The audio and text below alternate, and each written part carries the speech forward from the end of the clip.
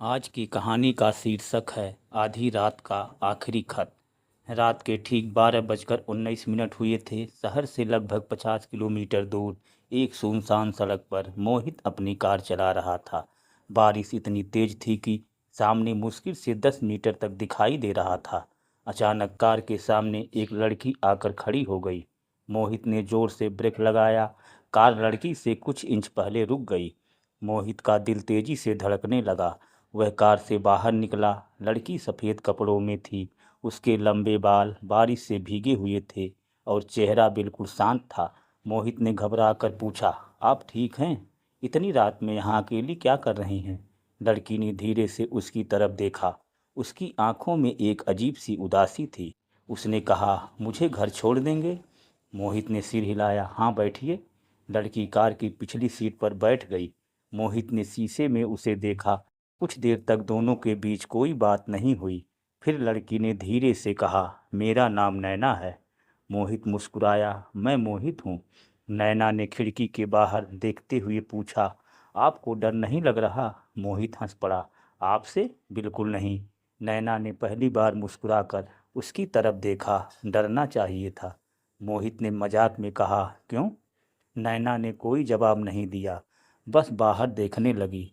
करीब 10 मिनट बाद नैना ने कहा, आगे पुराने पीपल के पेड़ के पास गाड़ी रोक दीजिए। मोहित ने कार रोक दी। नैना उतरने लगी। मोहित ने पूछा, आपका घर यही है? नैना ने सिर हिलाया। फिर अचानक उसने मोहित का हाथ पकड़ लिया। मोहित, अगर मैं कल आपको फ़ोन करूं तो उठाइएगा? मोहित ने मुस्कुराकर कहा, लेकिन आपका नंबर तो मेरे पास है ही नहीं। नैना ने अपना नंबर एक कागज़ पर लिखकर उसके हाथ में रख दिया। कल रात ठीक 12:19 पर फ़ोन करूंगी। मोहित को समझ पाता उससे पहले नैना अंधेरे में चली गई। मोहित ने पीछे देखा। कुछ दूर तक वह लड़की दिखाई देती रही, फिर अचानक वह गायब हो गई। मोहित को लगा शायद बारिश और अंधेरे की वजह से उसे दिखाई नहीं दिया। वह घर चला गया। अगली सुबह मोहित की आंख खुली तो सबसे पहले उसे पिछली रात की लड़की याद आई। उसने जेब से वह कागज निकाला। नंबर देखकर उसने फ़ोन मिलाया। फ़ोन बंद था। मोहित ने सोचा शायद फ़ोन की बैटरी खत्म होगी। पूरा दिन वह नैना के बारे में सोचता रहा। रात हुई। घड़ी में 12:19 हुए। अचानक उसका फ़ोन बज उठा। स्क्रीन पर नंबर देखकर मोहित के होश उड़ गए। नैना कॉलिंग। उसने तुरंत फ़ोन उठाया। दूसरी तरफ कुछ सेकंड तक सिर्फ सन्नाटा था। फिर नैना की कांपती आवाज़ आई, मोहित, मुझे बचा लो। मोहित घबरा गया। नैना, तुम कहाँ हो? कुछ सेकंड बाद जवाब आया, वहीं जहाँ तुमने मुझे कल छोड़ा था। मोहित ने तुरंत गाड़ी निकाली। बारिश फिर शुरू हो चुकी थी। मोहित उसी पुराने पीपल के पेड़ के पास पहुंचा। वहां कोई नहीं था। उसने फ़ोन लगाया। फ़ोन बंद था। मोहित ने चारों तरफ देखा। अचानक पेड़ के पीछे उसे एक पुराना मकान दिखाई दिया। उसने पहले कभी वह मकान नहीं देखा था। मकान के दरवाजे पर जंग लगी पट्टी लगी थी। उस पर लिखा था, प्रवेश निषेध। लेकिन अंदर से किसी लड़की के रोने की आवाज़ आ रही थी। मोहित ने दरवाज़ा धक्का देकर खोल दिया। अंधेरा था। दीवारों पर पुरानी तस्वीरें लगी थी। एक कमरे से आवाज़ आ रही थी, मोहित। वह आवाज़ नैना की थी। मोहित दौड़कर कमरे में पहुंचा। कमरा खाली था, लेकिन मेज पर एक पुरानी डायरी रखी थी। उसने डायरी खोली। पहले पन्ने पर लिखा था, अगर मोहित यहाँ तक पहुँच चुका है तो इसका मतलब है कि मैं उसे सब कुछ बता नहीं पाई। मोहित के हाथ कांपने लगे। उसने अगला पन्ना पलटा। मेरा नाम नैना है। मैं इस घर में रहती थी और आज से ठीक 3 साल पहले मेरी मौत हो चुकी है। मोहित के हाथ से डायरी गिर गई। उसका शरीर ठंडा पड़ गया। तभी उसके पीछे किसी ने चलने की आवाज़ आई। मोहित ने धीरे धीरे पीछे देखा। नैना खड़ी थी, लेकिन इस बार उसका चेहरा वैसा नहीं था। उसकी आंखों से आंसू बह रहे थे। मोहित पीछे हट गया। तुम भूत हो? नैना ने धीरे से सिर झुका दिया। हाँ। मोहित डर के बावजूद उसके पास गया। फिर तुमने मुझे यहाँ क्यों बुलाया? नैना की आंखों में दर्द था। क्योंकि मुझे तुमसे एक वादा पूरा करवाना है। नैना ने बताया कि 3 साल पहले उसकी शादी मोहित नाम के ही एक लड़के से होने वाली थी। वह उससे बेहद प्यार करती थी। लेकिन शादी से कुछ दिन पहले नैना ने अपने पिता को किसी से यह कहते हुए सुन लिया था कि उसकी ज़मीन के अगर नैना की शादी हो गई तो वह जमीन उसके पति के नाम हो जाएगी। नैना ने पिता से सवाल किया। उस रात घर में बहुत झगड़ा हुआ। अगली सुबह नैना की लाश उसी पुराने पीपल के पेड़ के पास मिली।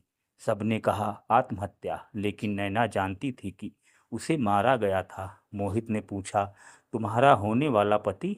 नैना ने उसकी तरफ देखा। उसका नाम भी मोहित था।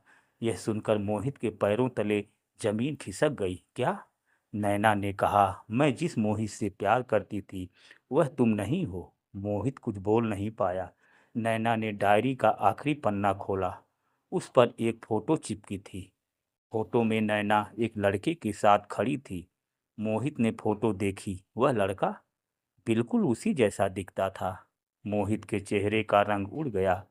नैना ने कहा, तुम्हारा चेहरा उससे बिल्कुल मिलता है, लेकिन तुम वह नहीं हो। मोहित ने पूछा, तो फिर मैं यहाँ क्यों आया?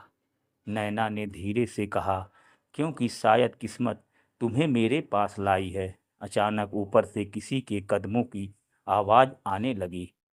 धड़ धड़ धड़। मोहित ने ऊपर देखा। नैना का चेहरा डर से सफेद पड़ गया।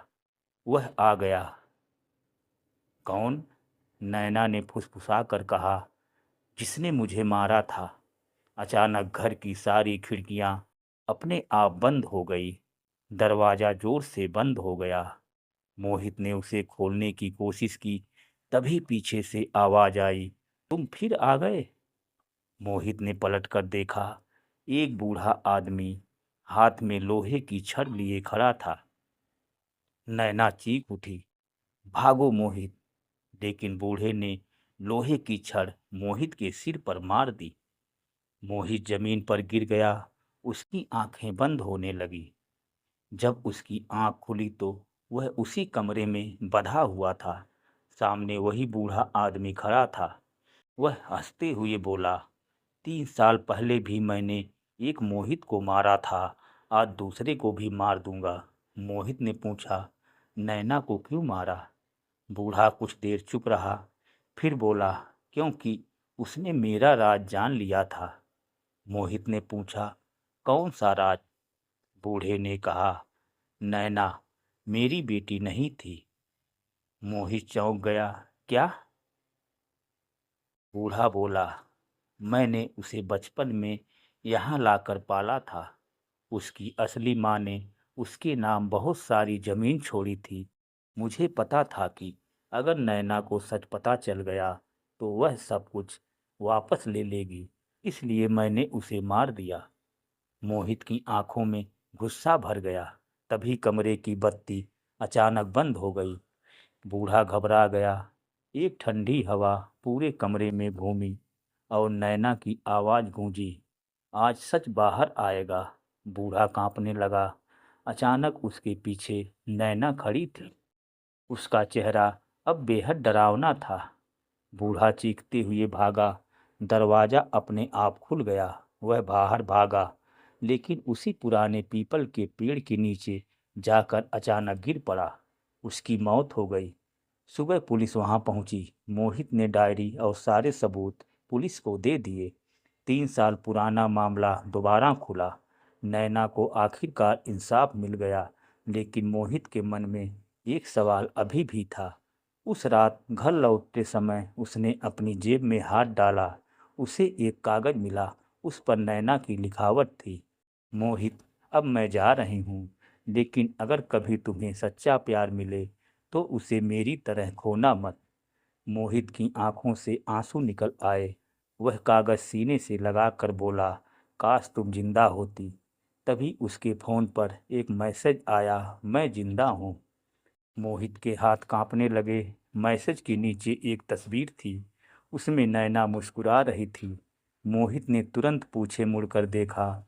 सड़क बिल्कुल खाली थी, लेकिन सामने वही सफ़ेद कपड़ों वाली नैना खड़ी थी। वह मुस्कुराई और धीरे धीरे बोली, मेरा प्यार अभी खत्म नहीं हुआ। मोहित अगले ही पल बिजली चमकी। मोहित ने आंखें बंद की। जब उसने आंखें खोली, नैना वहां नहीं थी। सिर्फ जमीन पर एक गुलाब पड़ा था और उसके नीचे एक आखिरी पर्ची, अगली पूर्णिमा को फिर मिलेंगे। कहानी यहीं पर समाप्त होती है। आगे की कहानी जानने के लिए भाग 2 पढ़िए।